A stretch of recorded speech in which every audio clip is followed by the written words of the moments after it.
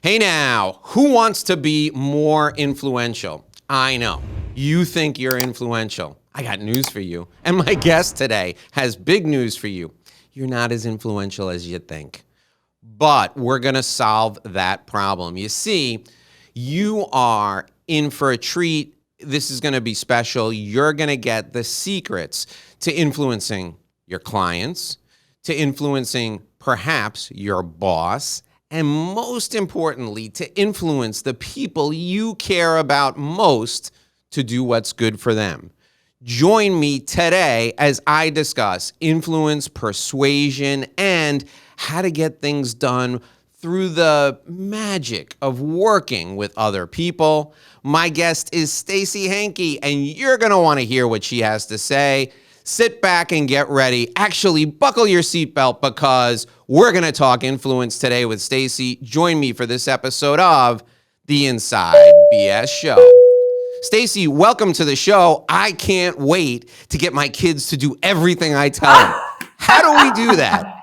Exactly. Well, after that introduction, you put the stakes are really high here. Listen, I've gotten to know you. You're going to deliver. I have complete confidence. Yeah. So, well, first, I want to hear what made you focus your research? What made you decide to look at influence as an area for you to build your company around? Yeah, I've always been focused on like the whole idea of communication, both verbal and nonverbal. And just over the years, Dave, with the many different corporate jobs that I had and leaders that I had the opportunity to interact with, I was always so intrigued with the fact of how can you be behaving a certain way and you don't even know you're doing it? Or how can you be saying a message, but you don't realize how it's landing? And over the years, I just realized, Dave, it's not, we hear a lot about presentation skills training and how you present. And I always thought, I don't think that works. It's so much about how do you present yourself every day?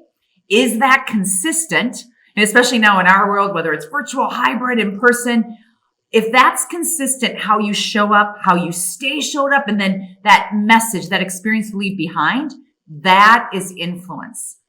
By that definition, Dave, you and your listeners can realize that it's more than just turning this stuff on and turning it off.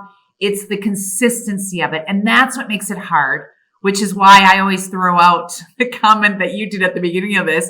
Most people believe they're more influential than they really are. And it's just because of how they define it and how they experience it. Yeah. So let's break it down. There's people who think, you said something really interesting there that we could probably talk about for an hour. People think that influence is, Dave sits down with Stacey and says, hey, Stacey, I think this would be great for you to do. All right, have a good day. And then Stacey goes and does it, right?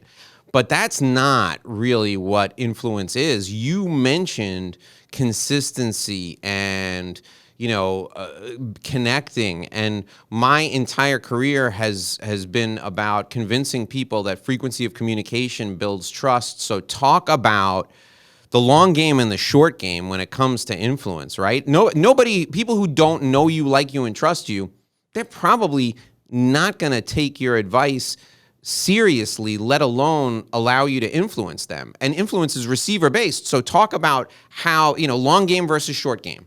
Yeah. And I think if maybe we put it into everyone's personal day-to-day experiences, how many times have you experienced someone in your life where they'll behave a certain way and you're thinking, this is why I trust you. This is why I want to hang out with you because you make me feel good. I don't know why or what you're doing. And then the next time you meet with them, Dave, you're thinking, who are you? What? And we all know people like that. And the challenge with that, so this leads to your question, the challenge with once we experience someone's inconsistencies, we automatically start questioning other areas of their life that they may be inconsistent. How they run their business, how they interact in relationships, how they raise their family. And whether that's fair or not, it's a very natural tendency that we do. And with leaders or sales professionals, whatever role you're in, once you've got people starting to guess who's going to show up today, who's going to show up virtual versus hybrid, you start to create doubt in your listener's mind. And one of the toughest things to develop, and we all know this with a relationship, is to build trust. Once you start damaging that trust, people keep guessing. Rather, consistency equals authenticity, which then ties to trust. So there's so much out there that says, be authentic. Well, that's great, but you've got to be able to unpack that and figure out, well, what does authenticity mean to me? Then ask yourself, whatever that perception is that I want to be perceived as, my personal brand that I want to create Monday to Monday, is it consistent? And without it, sometimes you'll influence people, sometimes not. I think any sales professional that really is successful in sales, especially in the last 2 years, anytime it gets really, really tough to sell, is the truth behind who is really consistent with that type of influence. And I just use sales as an example because they're constantly, right? That's the obvious. But no matter, again, what role you are, every conversation is an opportunity to influence action and to invite the next interaction. Yeah, and I wanna rope back in the lawyers and the CPAs who heard the word sales and they're either walking to the ledge of the roof of their building right now or they've completely turned this thing off. There's nobody who needs the power of influence more than someone who's got to sit across from a client and convince them to do what's good for them. If you've ever tried to convince a diabetic relative not to have a second piece of cake, or tried to convince your Uncle Joe to stop smoking because you wanted him to be around for your daughter's wedding, or tried to get your best client to redraw up his documents, his trust and estates documents, because he's gotten married and had 2 kids since he did them 5 years ago. That just because something's good for someone doesn't mean they're going to do it, and that's where influence comes in. So, Stacey, talk to us about the rational elements of influence versus the emotional elements of influence. How should we be thinking about influence with, using facts versus appealing to the emotions that someone may or may not be feeling? It's really taking a close look at what influence is and what it's not. It is body language and messaging. They have to be consistent. So that's the real rational piece of it, is first understanding what really is influence. Now, I'm going to demonstrate this because it's words versus demo, right? When you first started interacting with me, if this would have been my behavior, I really think that influence is something that is critical in our day to day, and we see this.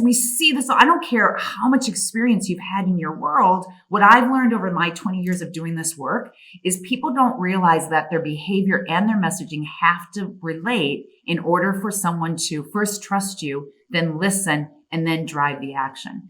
The very first step is it's not just your message. It's not the years of experience you've had in your role.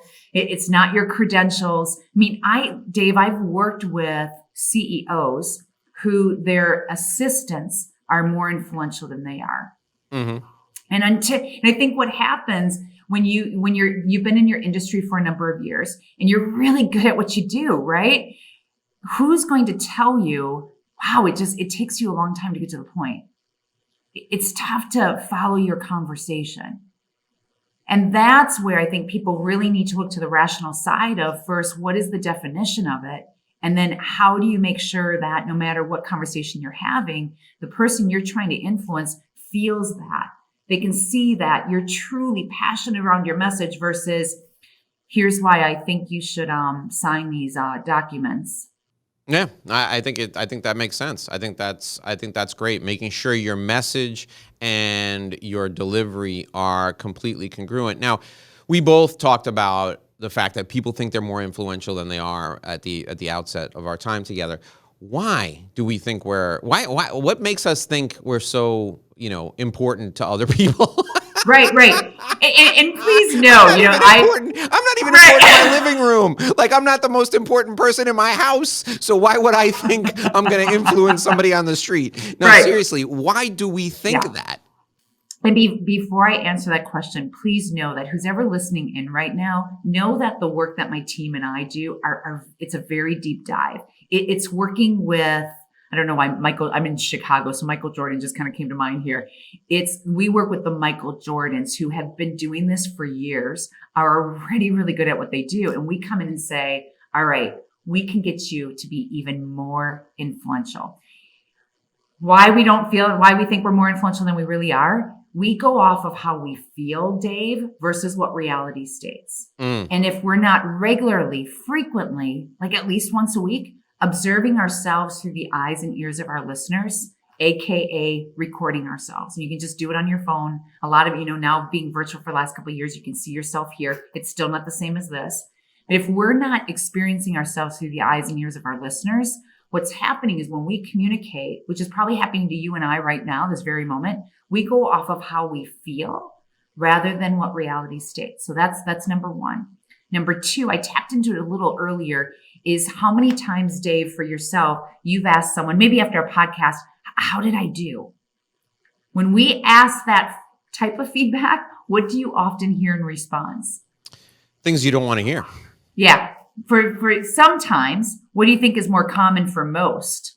Some people just blow it off and say, oh, you were great. I mean, but you have to be prepared one, for the answer that you don't want to hear.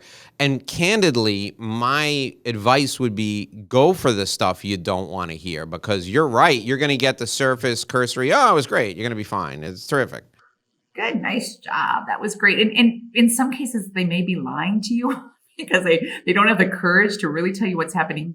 If you really want feedback, and it's something that you're going to ask, maybe it's before your podcast. For example, before we got on and we were recording, if I really wanted that feedback from you, I would have said to you, Dave, here's what I'm working on. Would you listen for that? Or would you watch for that? Or here's how I want to make sure I come across. And then when we're done recording, you and I take 2 minutes. You give me all this feedback. And then based on what I feel like, I'm willing to commit to that. I have Post-it notes all around in front of me right now. And it's all this feedback that I've received from my coaches, my team, my accountability partner.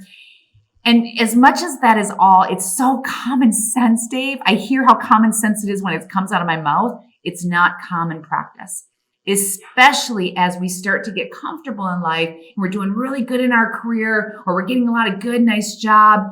So I would ask your listeners, just take on this challenge for the next week. And for 1 week, first ask someone that you trust is going to tell you the truth in your personal life and professional life, what you want feedback on. And then once a day for the next 7 days, record yourself, whether it's audio, video, just do it on your phone. When you watch it back, you're watching for and listening for, how did I feel during that interaction versus what reality states? And that's going to give you a baseline on, all right, here's where I'm at. Most importantly, how much work, how much grit do I have to do the next level of work that I want? Yeah, that's such great advice. I mean, I think back to there was a period in time when I was speaking in front of audiences way too much, and I had three days in a row, 3 speaking engagements in a row, and I started off with an event in front of an audience of all women, high energy, great. I followed a good speaker. I didn't follow a great speaker, and it was I killed it. The audience loved it. I had such energy. So the next day, I go to the next gig, and it's a room full of criminal defense attorneys, who, by the way, I love, and they're great for my business. I love to work with them. And I get up there in the mindset of the first audience. And I'm like, hey, who wants to have some fun? Let's play Simon Says. Everybody up on your feet. Let's get going. And I've done stand-up comedy. That was worse than bombing doing stand-up comedy. Like the looks I got, it was like, because I was fully committed, I went through with it, and I ended up, it ended up being fine. It wasn't horrible. But my point is, I left that with that second interaction feeling like it was terrible, like I bombed. When I got home, which audience do you think I got more business from? The second one. And I walked out of there thinking, in fact, I said to one of my friends who was at both engagements, I said, I really bombed in that second one. It was terrible. He's like, no, it just felt that way to you. It wasn't that's not how it played. And I thought he was just being nice. But I got more from the second one than I did from the first one because we just don't know. You obviously have to read the room. You have to work off of what you're getting from the other party. But our own self-perception can sometimes be influenced by other experiences we've had that we think are similar but aren't. So true. And as I hear you saying this, just because I brought up Michael Jordan, I've used this example a lot. If you've seen it's called The Last Dance. It was a documentary. Sure. Yeah. Yeah. It was big. It was big pandemic watching. Everybody watched it. I think it was right at the beginning of the pandemic. Yeah. And in the documentary, Jordan talks about how he would make 1,000 shots a day. Yeah. 6,000 a week. What I love about that, the follow-up to that, he said, what gets rewarded in public gets practiced in private. And one thing for your listeners is it's interesting how we put so much focus, and we put so much focus in taking care of our clients and our job. The one thing that we don't is we don't make the shots ourselves for our own development. And what makes Michael Jordan, what made him great, what makes any athlete to continue to be great, they're constantly working on their craft. And I think about your audience, how they are in front of people like 24/7, correct? And how some of the conversations they're having, people's lives depend on it. Their freedom depend on it. I always question, wow, why wouldn't you put it in your calendar that every day you're doing something to just really focus on how do you show up? How do you stay showed up? How do people experience you? And I put money on it that if your listeners really even just took to heart recording themselves for 1 week, it will make significant enhancements no matter where they are on their level of influence right now today. Yeah. No, I think that's great. I think that's a fantastic exercise. Everybody record yourselves. And I don't care if you hate listening to yourself. It's necessary. You need to do it. It's something that is super important. All right, Stacey, I'm going to ask you this question. I'm going to give you a minute to think about it while I read a quick spot here.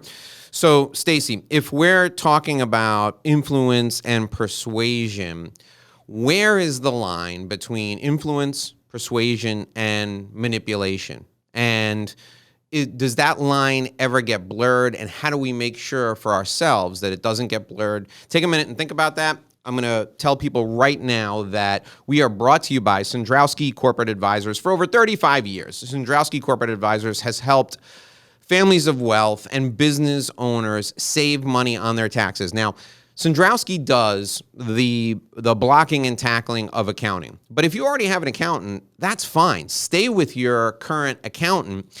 If you're getting ready to sell your business and you have a 5-year time horizon for selling your business, you need to call Sandrowski because they can help you save money when you liquidate that business. Somebody pays you a truckload of money. They bring the wheelbarrow to your front door and dump the cash out on the floor.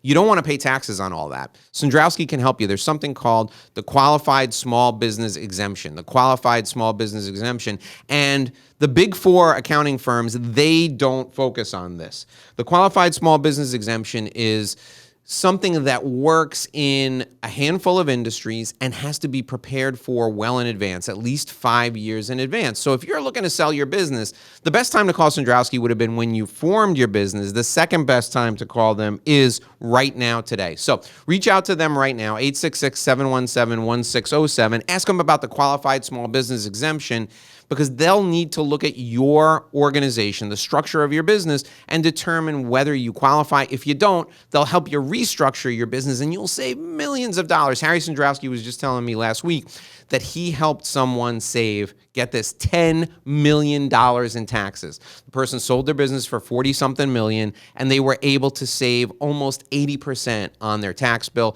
because they had structured their business the right way years earlier. 866-717-1607. That's the number for Sandrowski. Give them a call today.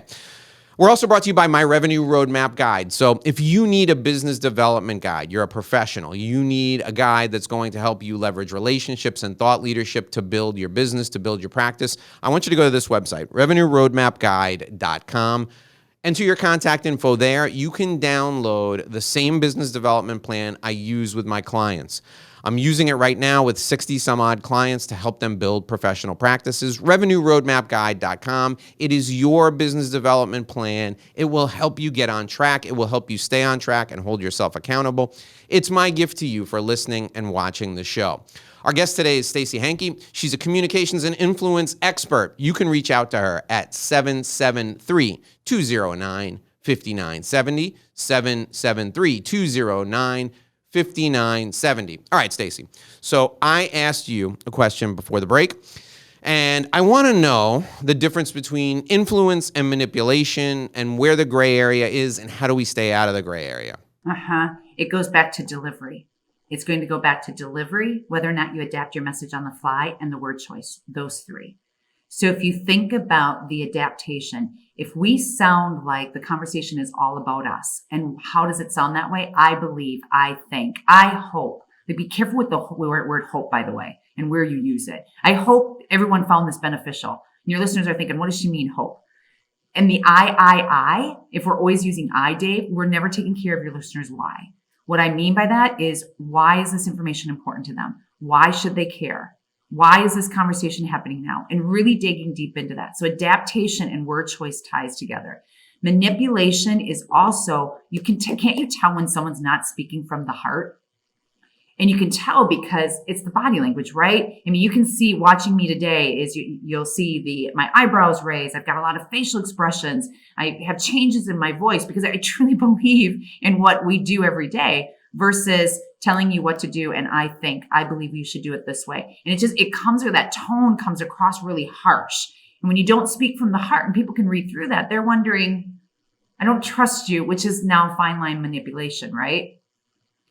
So it's word choice, it's the body language, and it is adapt the message on the fly. Start using, I know this sounds so common sense, but check in with yourself. Are you really doing this? Adapt your message by using their words. Let them do most of the talking. Ask those open-ended questions to figure out what lane are they in right now so that anytime I speak, I'm peppering their words into my conversation. I'm also always focused on their why versus my need and my want.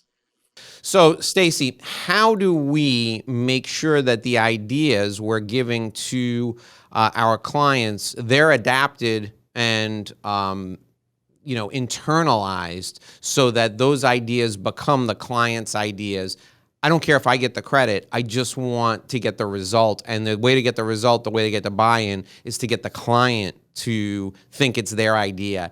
And that's, you can call it inception. That's like the master's level of influence. How do we make that happen? Yeah, there's three, and then I'll dive in. It's the open-ended questions, brevity. We haven't talked about brevity yet. I'll tie those together, and then the benefits.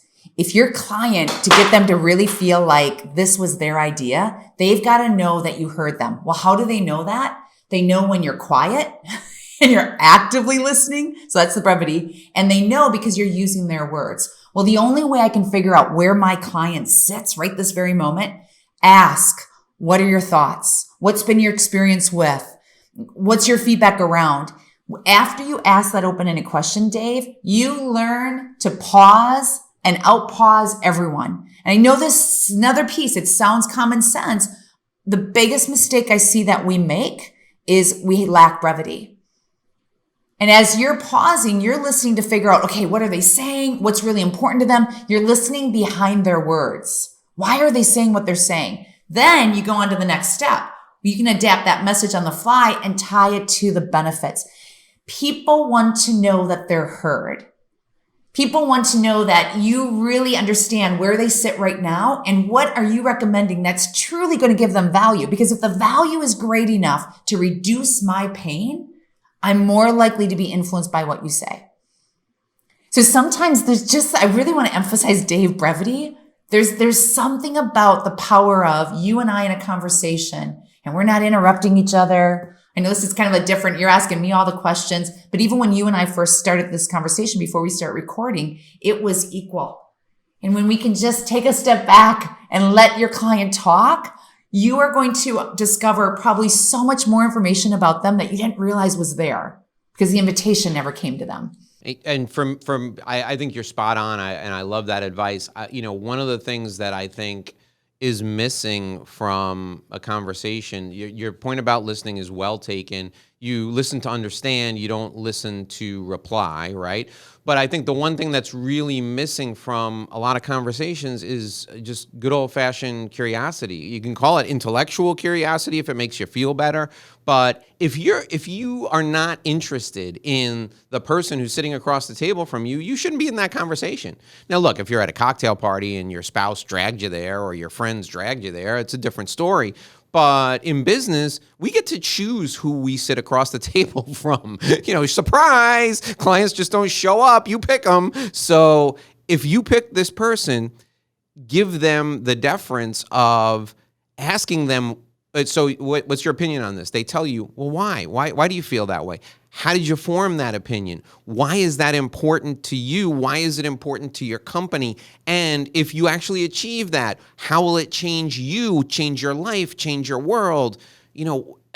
All of those things, if you don't care about them, you're never going to be able to have the kind of influence you want to get the client to a better place. And everything that you say, or you're saying, if you unpack that, it's everything we've been talking about. Right. Body language has to communicate that the listening between the lines of what are they really saying and adapting the message on the fly. Put it this way. I think about, even after this call, I'm going to feel it because I'm so focused on what you're saying in case you ask me a question, but I'm wondering, I think there's more there. I think I can unpack that even more.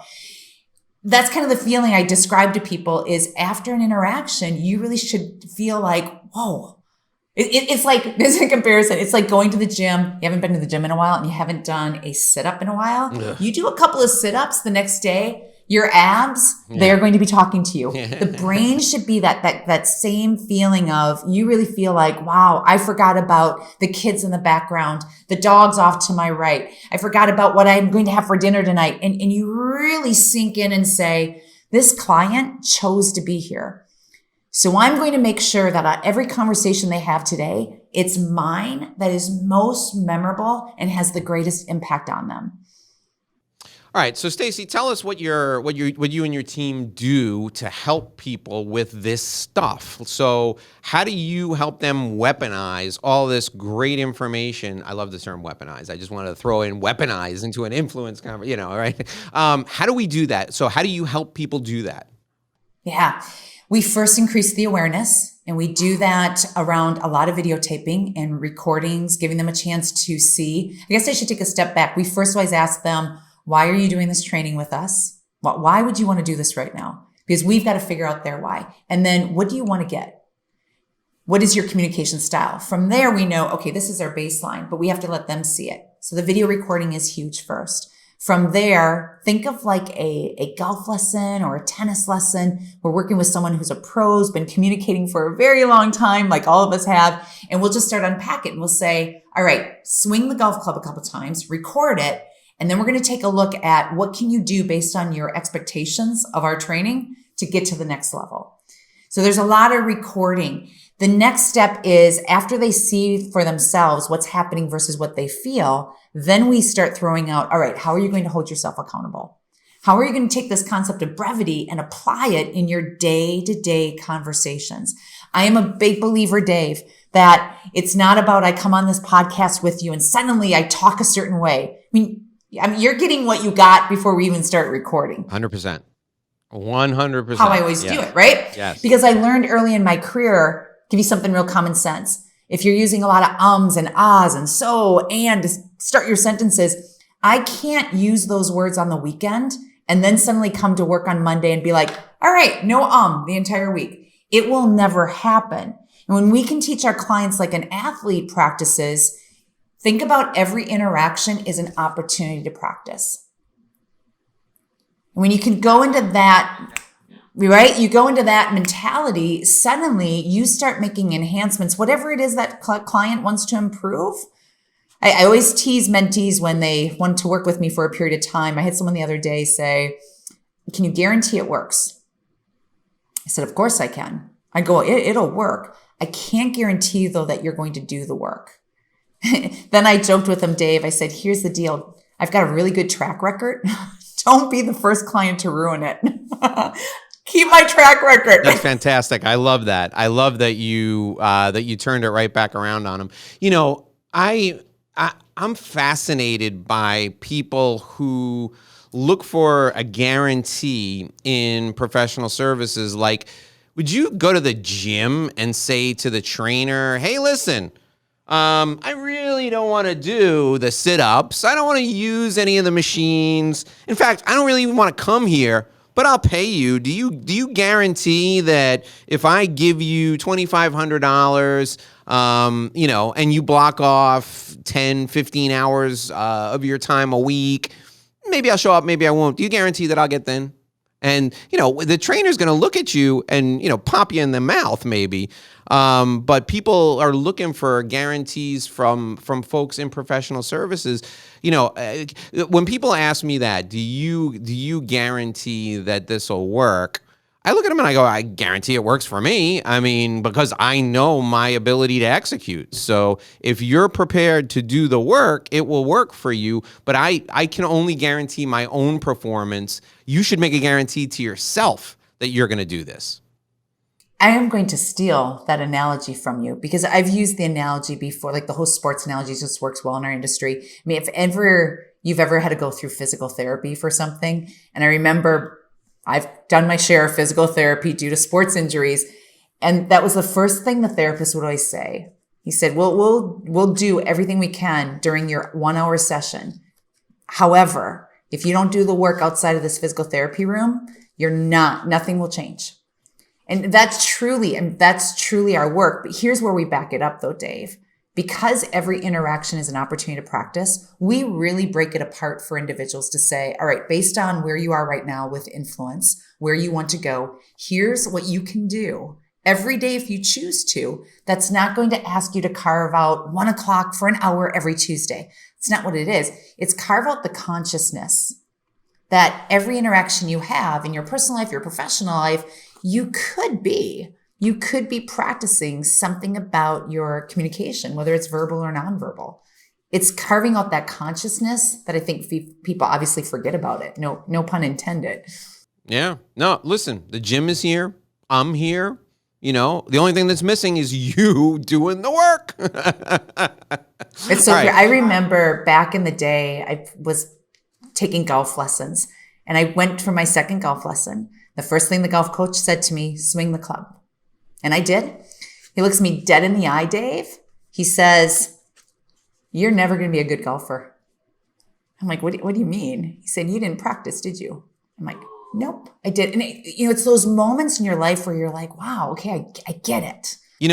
One of the things you've done throughout our entire time together, and I want to highlight it for the audience, is you've brought things back to, people can realize this for themselves and they should take this away. If you're not experiencing something new in your life on a regular basis, you're not taking a cooking class, you're not learning a language, you're not going to get some sort of lessons or in a sport or even get coaching one-on-one in your business, you're missing out on an opportunity to understand what you knew when it was new to you.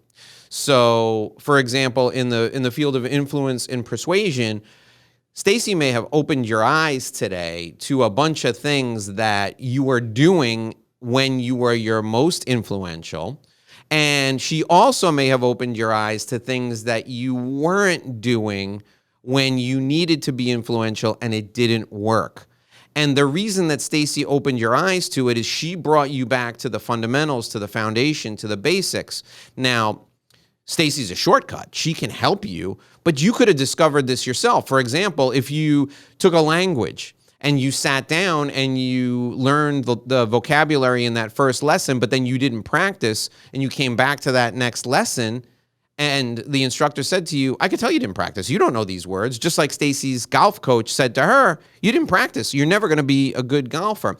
This is the importance of investing in someone like Stacey, investing in people who can help you shorten the process to being good at the things that are most necessary in business and in your life. You can read a book about influence, but if that book then is holding open the door so it doesn't slam shut after you finish reading it, it is useless because you're not doing anything with the information. So the accountability piece, the piece where somebody is there to say, you didn't show up yesterday. If you don't start showing up, you're never going to be a good golfer. That is essential. It's absolutely essential. And it's even more valuable when you pay that person because that demonstrates a level of commitment because you're investing in it. Isn't that the truth? We just had this whole conversation with our team, Dave, and I'm guessing in your business you experience the same thing. If we do a training, for example, and the participants, there's no commitment to the financial piece of it, someone else is paying for it, you just have this attitude of, I'll give a personal example. I'd signed up for a full weekend conference virtual a couple of weeks ago, and it comes right down to it. And I'm thinking, oh gosh, I kind of rather be outside and doing stuff. And when my husband said, you're going to sit on that virtual all weekend, I said to him, I paid for it. It came out of my pocket, and I did 24/7, 8 to 5 every day. Now, it was a great event. It was worth it. But I think that there's a little piece of difference there too. When you put in the investment, you're more likely to do it. And I'm not saying investment just has to be dollars. Investment is time. Investment is work. It's energy. You're more likely to commit to it. I love your analogies. You're triggering a lot of thoughts. No, it's fantastic. I do this in my life. One of the things because much like a lot of the people who are listening, I spend a lot of time by myself in my work. I have a team of 12 people, but they're not here. So I spend a lot of time by myself, and the way that I keep things fresh is by trying new things in other areas of my life and drawing, correlation to the work that I currently do. So my big passion now is, I speak English and Spanish, and I'm taking Italian lessons because I want to do business in Italy. And I want to be able to do business in Italy so that it's a competitive advantage for Italians that are coming here. And also I can be the guy who goes over there and speaks to them in their own language so everybody's comfortable. So because of the time difference, there are 3 days a week, I get up and I take an Italian lesson at 6 a.m. Eastern time. So when I'm traveling, like next week I'm going to be in Chicago, that lesson is at 5 a.m., okay? But I do it, and I do it joyfully because that commitment is my way of reinforcing my commitment to my long-term goal. It's a daily commitment that helps me reinforce my commitment to a long-term goal. Let's draw the correlation to what we've talked about today, right? You want to be more influential. You want to be more persuasive. Make the commitment on a daily basis to record yourself for 10 minutes, right? If you're a speaker, record yourself telling your best story for 3 minutes, your opening story or your closing story for 3 minutes every day. See how much better it gets over the course of a week or 2 weeks. This is the Michael Jordan taking 1,000 shots in the gym when nobody's around as they're turning out the lights so that he can hit the game-winning shot in the big game. I mean, that's the way we all need to be thinking about this for our businesses. That's the way we need to dedicate ourselves. And I really appreciate you highlighting that today, because now you got me all fired up. I got to get on the phone with some clients and fire them up now. Yeah, right. Exactly. It's so, and I wish I remember who it was. It was another big time athlete. And there was a podcast not too long ago where we'll call him Dave. He was in the gym practicing the morning of the day of the game. One of the athletes from the other team, the component, happens to come in the gym as well. And the other athlete saw Dave working out in the gym, and he's like, I got to do this too, right? 2 hours later after it, they're still both in the gym. And finally, the guy that had walked in on Dave is like, I'm done. And he asked him, he goes, I think it was Colby. I think that's who it was. Anyway, he had asked Colby, how are you still practicing? And Colby said, when I saw you walk in here, I knew that I could out-practice you. He's like, no one's going to out-practice me. And I see that in some of the people that we work with one-on-one that just make these massive changes. And it's not because of me. It's They just are like, no one is going to outwork me. All right, so I need you now, Stacey, to think about three things we're going to take away from our time together, okay? Three really important things. While you're doing that, I'm going to remind folks that Sandrowski Corporate Advisors is the sponsor of our show, and they're here for you if you need tax planning or you need a business valuation. So tax planning, pretty simple. Pay less in taxes, right? If you haven't sat down with a CPA and looked at the way your business is organized, the way you are managing your lifestyle, the deductions you're taking on your personal return, you need to do that. And you need to do it with a fresh set of eyes. Call Sandrowski. But if you're a professional and you're listening to this, maybe you're a lawyer and you have an issue, and at issue is the value of a business or the value of a piece of a business, you need to call Sandrowski because they've been doing business valuations for over 30 years. You see, they have a specific division run by a gentleman named John Alfonsi, who's a fantastic CPA, but he also does business valuations. And most importantly, he can testify to the valuation. You see, it's not just enough to get an accurate assessment, an accurate valuation of the business. You also have to be able to convince the judge or, God forbid, a jury that this is the value of the business so that you can win the case. When it's time for you to look for someone who can value your business or who can explain the value of that business to others, you need to call Sandrowski. You can reach out to them at 866-717-1607, 866-717-1607. Don't forget my gift to you, the Revenue Roadmap Guide. Go to that website, revenueroadmapguide.com, enter your contact info, download a business development plan that will help you grow your book of business and do it in a way that's natural through relationship-based business development and thought leadership. revenueroadmapguide.com, enter your contact info, download that today. We're speaking with Stacey Hanke. She is an influence and persuasion expert, communications expert as well. You can reach out to her at 773-209-5970, 773-209-5970. Stacey, three things that we should take away from our time together today. Whenever you're watching this interview, within the next 24 hours, ask someone in your personal life and your professional life to give you feedback. And all you need is someone that's going to tell you the truth. After that, then you're going to make the commitment. What is it that you want to take from the feedback? Number two, as Dave had reminded you before, record yourself at least once a day. Just do it on your phone. Do that for the next 7 days. And number three, not in any particular order, is I believe in 90 days and 30-day plans.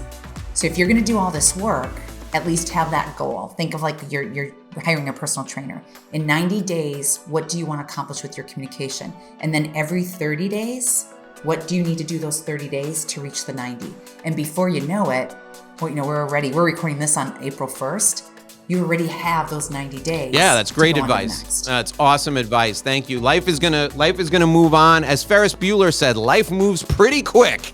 If you don't watch out, it could pass you right by. Stacey Hanke, you're a treasure. Thank you so much for joining us. I really appreciate it. You folks need to call Stacey today.